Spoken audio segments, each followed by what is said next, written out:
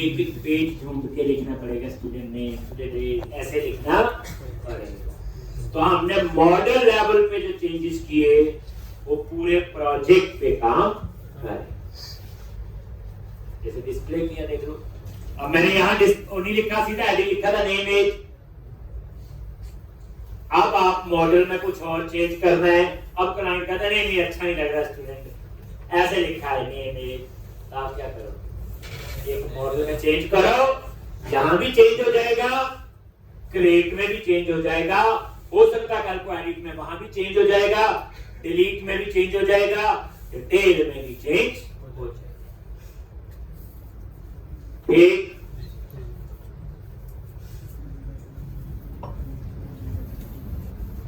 ये देखो रिफ्रेश करके आप चेक कर लो।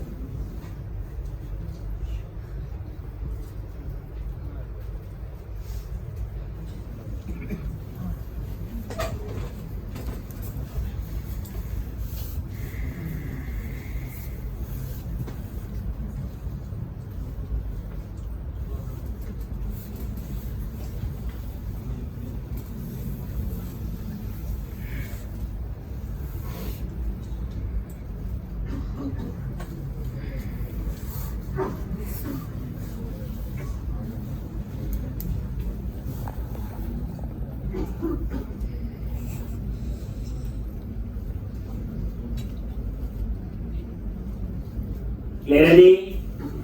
तो इस तरह से ये था आपका एक और। क्लियर है जी? अब ये सारी वैलिडेशन हो गई क्लाइंट साइड, इसमें तो चलो वैसे व्यू के लिए था, सारी वैलिडेशन हो गई क्लाइंट साइड की। मान लो क्लाइंट साइड पे जावास्क्रिप्ट सेव है, तो जावास्क्रिप्ट काम करना बंद कर दे और सारी वैलिडेशन फेल। फिर पेज कहां जाएगा? सोचना है, अच्छा कोड नहीं सोचना कभी भी, मेरे पास पढ़ रहे कोड बाद की बात है, वो आ जाएगा, वो तो लिख लेंगे। कोड से पहले की कहानी पे टाइम जरूर लगाया करो, कोड उसके कंपैरिजन में आसान। देखो अब मैं ये सारा एक बार क्लोज कर रहा हूं, ध्यान से समझेंगे एक बार ये चीज। कंट्रोलर पे हमने ब्रेक पॉइंट लगाया, अगर वो यहां आ गया तो सर्वर पे आ गया। जैसे अभी आप इसको रन करो, अब नई चीज आने वाली है, स्टूडेंट लिस्ट, न्यू स्टूडेंट, और देखो सेव, बढ़िया वैलिडेशन चल रही क्लाइंट साइड पे। जब तक वैलिड डेटा एंटर नहीं करोगे सर्वर पे नहीं जाएगा। मान लो जावास्क्रिप्ट इससे, तो हम नहीं मानेंगे, करके दिखाओ। तो अब मैं इसकी जावास्क्रिप्ट डिसेबल करूं जस्ट फॉर टेस्टिंग पर्पस। कैसे करूंगा? यही आपका है जी, पेज ओपन है, मैं सिर्फ इतने की, कई लोग ब्राउजर में जावास्क्रिप्ट डिसेबल कर सकते हैं, तो उसमें जाके एडवांस में जाके ना जावास्क्रिप्ट डिसेबल हो गई तो उस पे ब्राउजर पे जावास्क्रिप्ट काम नहीं करेगी, ब्राउजर इतना क्लाइंट साइड पे, और जब जावास्क्रिप्ट काम नहीं करेगी लिखिए जावास्क्रिप्ट का कोड और नहीं चलेगा, और ये सबसे बड़ी प्रॉब्लम है। अब ये जावास्क्रिप्ट हो, jQuery हो, एंगुलर हो, रिएक्ट हो, ये सारी ना JS फैमिली है, सारी JS फैमिली काम करना बंद कर देगी। अभी दिखाता हूं, इस पेज पे कहीं पे भी राइट क्लिक करो और एक ऑप्शन है इंस्पेक्ट।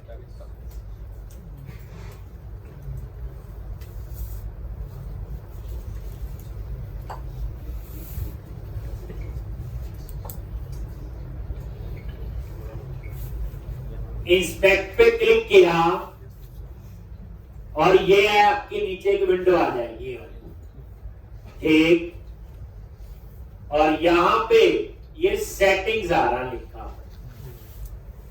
आपके राइट कॉर्नर पे सेटिंग्स पे क्लिक करो। किया? जैसे सेटिंग्स पे क्लिक किया, यहां पे लिखा हुआ देखना, डिसेबल जावा डिबगर, और उसके अंदर है डिसेबल जावा स्क्रिप्ट। इसका मतलब क्या हुआ? जावा स्क्रिप्ट डिसेबल हो गई सिर्फ किसी इंस्टांस के लिए, सारे ब्राउज़र के लिए हुई तो गड़बड़ी हो जाएगी ना, कहीं कुछ बंद हो जाएगा। एक जो रनिंग है आपका, तो पहली बात ये रनिंग होना चाहिए। दूसरी बात इसको बंद नहीं करना। दोबारा बताता हूं कैसे। यहां पे यार पेज रनिंग रखो, क्योंकि हमने इसी इंस्टांस की डिसेबल करके चेक करनी है। कहीं पे राइट क्लिक किया, इंस्पेक्ट, और ये सेटिंग्स, ये आ रही सेटिंग्स, और यहां पे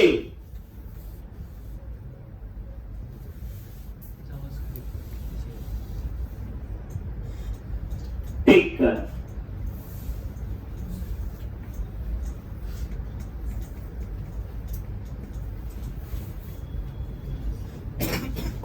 दिया जी। अब इसको बंद नहीं करना। अब आप यहां पे सेव पे क्लिक करो। किस पे क्लिक किया? लो, अब जावास्क्रिप्ट काम नहीं कर रही, उस वैलिडेशन ने काम करना बंद कर दिया। और ये देखो स्टूडेंट में कुछ नहीं आ रहा है। एक और यहां पे आके अब वो एरर दे, ये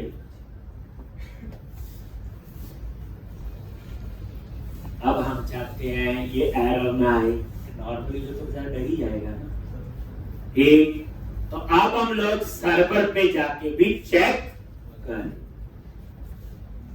प्रॉब्लम समझ आ गई? अगर जावास्क्रिप्ट डिसेबल करके दिखाई मैंने, अब यहां पे कोड में क्या चेंज? अगर इम्प्लॉय स्टूडेंट नल नहीं है, इसके बाद एक ऐड से पहले फिर चेक करेंगे if model state dot is valid. अगर ये वैलिड नहीं है, आगे लगा दो नो। इसका मतलब फॉल्स। इज वैलिड देख लो क्या है, एक्चुअल प्रेस किया, ये इज वैलिड किस टाइप की है? बूलियन टाइप की, ट्रू और फॉल्स। अगर ये फॉल्स है, इसका मतलब वैलिड डेटा नहीं, देन वो यहीं से क्या करे? रिटर्न। इसको रिटर्न करे।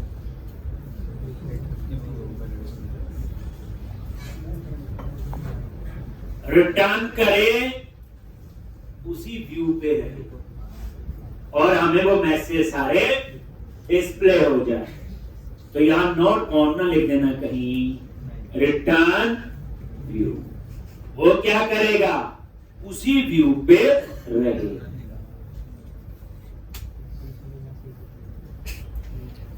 समझा गई? कौन से व्यू पे? क्रिएट। और अगर वैलिड होगा तो ये ट्रू है, तो सीधा वो यहां जाए। मैंने इफ एल्स नहीं लिखता, देखा होगा, अभी ध्यान दोगे। देखो जितनी ज्यादा लाइन का कोड लिखोगे उसको भी परफॉर्मेंस में डिफरेंस पड़ता है। जब आपने लिख दिया अगर वैलिड नहीं है, तो जब यहां से रिटर्न हो गया तो नीचे का कोड तो अपने आप ही नहीं चलेगा, तो एल्स क्यों लगाना हमने? अगर ये वैलिड है तो वो इस पे जाएगा नहीं, यहां पे वो ऑटोमेटिकली कहां जाएगा? इस लाइन पे, बाकी लाइन पे। समझ? एक अब आप इसे रन करो और आप देखते हैं। पहली बात तो जब तक आपके कोड में एरर नहीं आ रही ना, आप सीख नहीं रहे। और रट्टा जब एरर आएगी उसको ठीक करोगे तब आपको समझ पाएगी। ये तो सिंपल फंडा है कि गलतियों से सीखा जाता है। आप सीधा कोड लिखिए, आ रहे ठीक चल रहा है, इसका मतलब रट्टा भी हो सकता है। लेकिन कोड में एरर आएगी, उसको ठीक करोगे तो इसका रिजल्ट आ गया। ये देखो क्लाइंट साइड जनरल। अब मैं क्या कर रहा हूं, राइट क्लिक, पेज पे कहीं पे भी राइट क्लिक किया, इंस्पेक्ट,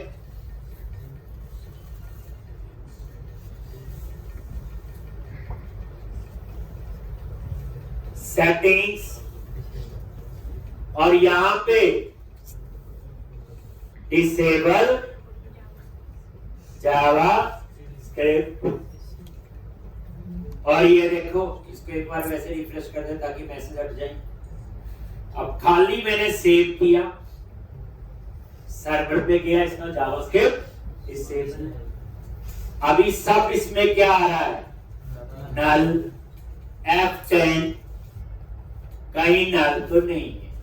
ये देखो फॉल्स आ गया, क्या आ गया यहाँ पे, फॉल्स।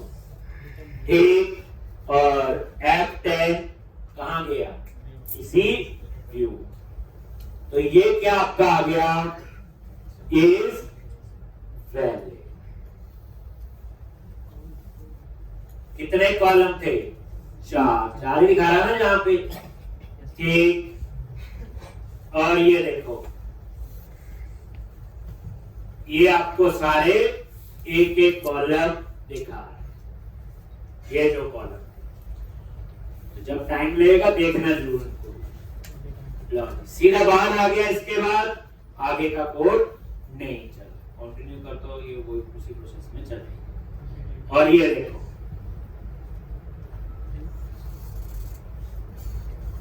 आगे मैसेज वापस, देखो आगे नहीं आगे।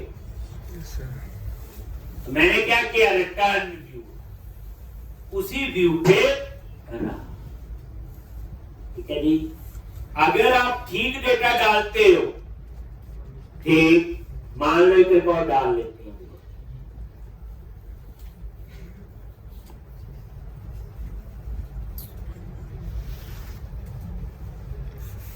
और सेव।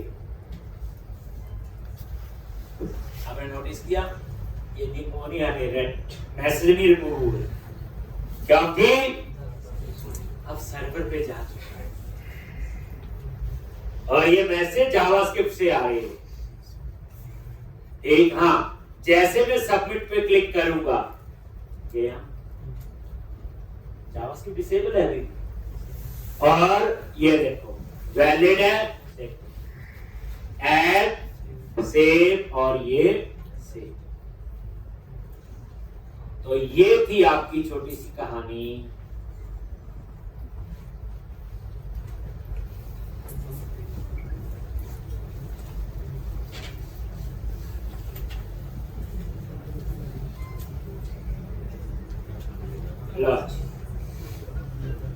समझाई बात इतनी। अब हम आगे बढ़े, क्लियर जी। प्रॉपर बच्चे जावास्क्रिप्ट डिसेबल करके चेक कर ऐसा हो रहा है कि नहीं। अब आपको एक वैलिडेशन लगानी है कि ईमेल डुप्लीकेट नहीं होना चाहिए। अब देखो, अब ये चीज क्लाइंट साइड पे नहीं हो सकती। क्लाइंट साइड पे चेक हो रहा है कि ईमेल का फॉर्मेट वैलिड है कि नहीं, लेकिन ईमेल जो है वो डुप्लीकेट नहीं होना चाहिए। तो ईमेल आपका डुप्लीकेट नहीं होना चाहिए, उसके लिए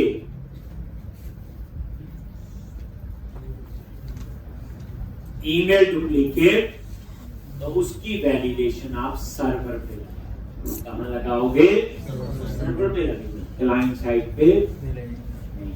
आपको डाटाबेस में जाके चेक करना है कि ईमेल एग्जिस्ट तो नहीं करता है पहले से। अगर एग्जिस्ट करता है तो मैसेज आ जाए email in use, email already in the database, कुछ भी आप मैसेज दे सकते। कहां लिखना है, नल नहीं है। अगर ये वैलिड है उसके बाद, क्लोज समझो। अगर वैलिड है तो ही चेक करने का फायदा ना, जब वैलिड नहीं तो क्या फायदा होगा। यहां पे हम लोग लगाएंगे एक validation, duplicate email validation.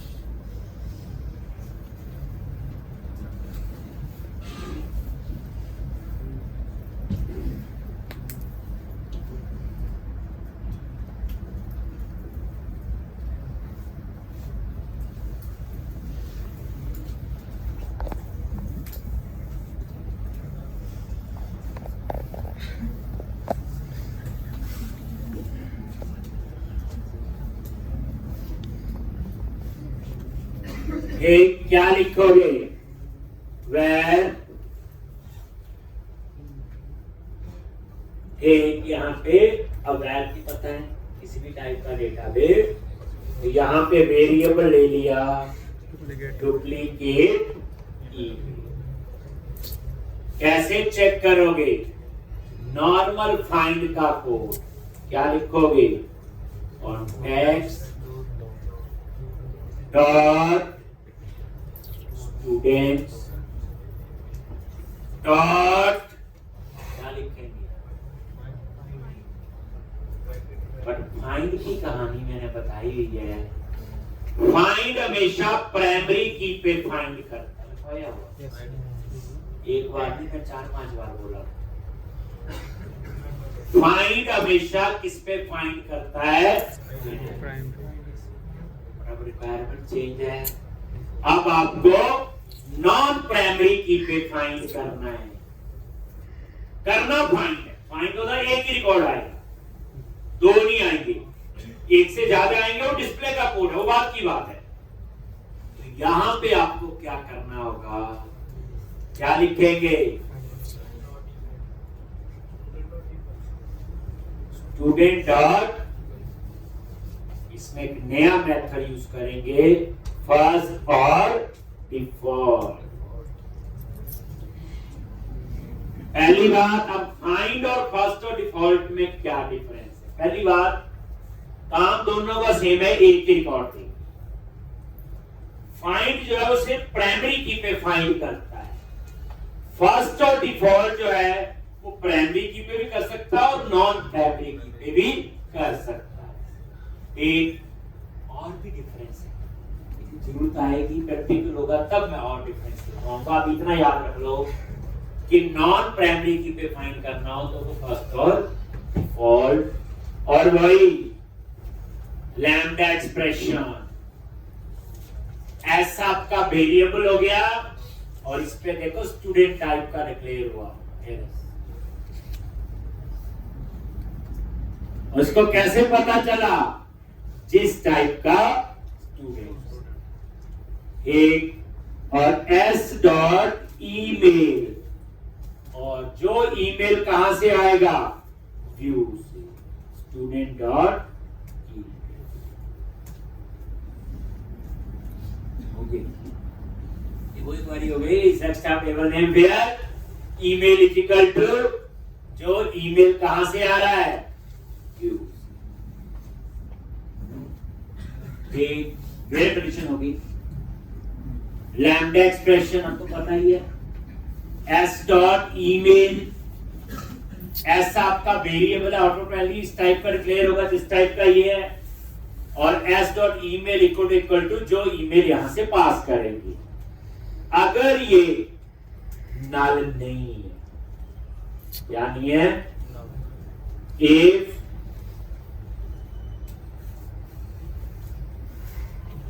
duplicate email is not equal to null, अगर ये नल नहीं है क्या करेगा, एक, इसका मतलब ये ईमेल जो है डाटाबेस में एग्जिस्ट करता है। देखो नल होगा ना तो एग्जिस्ट नहीं करता। सोचो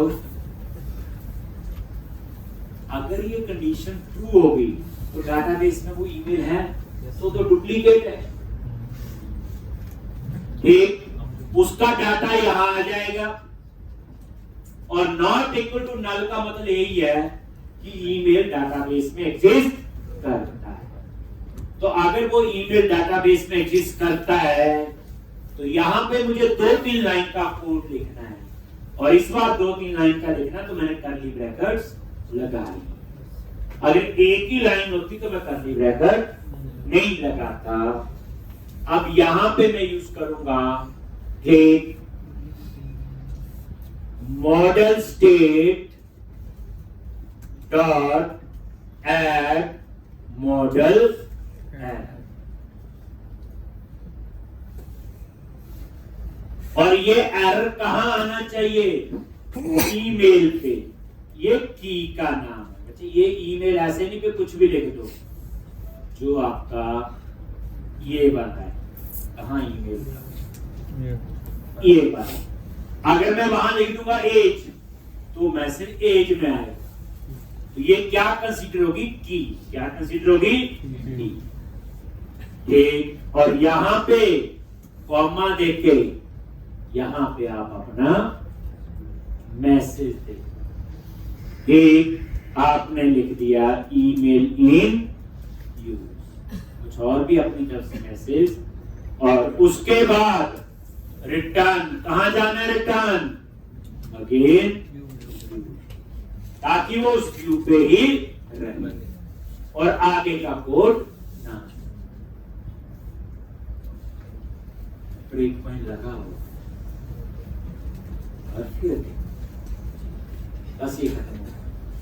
जहाँ पे वेरिएबल डिक्लेयर किया तो दिया नहीं करते, वेर लगा के जहाँ पे डिक्लेयर किया उसी में कंपेयर कर दिया आगे।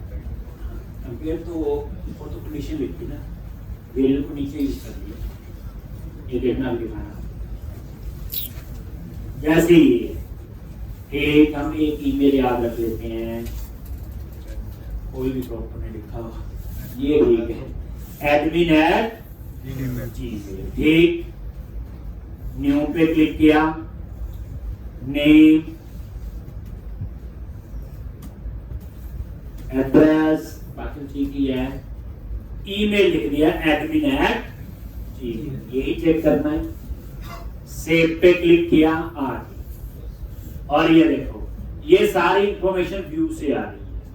आईडी 0 देखो, ईमेल आ गया। F10 नल भी नहीं है, वैलिड है, यस वैलिड डेटा। और यहां पे देखो ये ईमेल एग्जिस्ट करता है और ये नॉट इक्वल टू नल है ना। पहले से email admin at Gmail, if के अंदर गया और ये एरर आपका जो वैलिडेशन मैसेज 4 है ईमेल का, उसमें आ जाएगा। और उसके बाद ये देख लो, ईमेल इन।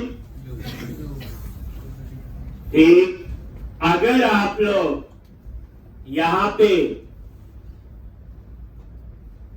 एज लिख दो, ये मैसेज कहां आएगा? बस इतना फर्क होगा कि की का नाम है जहां मैसेज डिस्प्ले करना चाहते हो।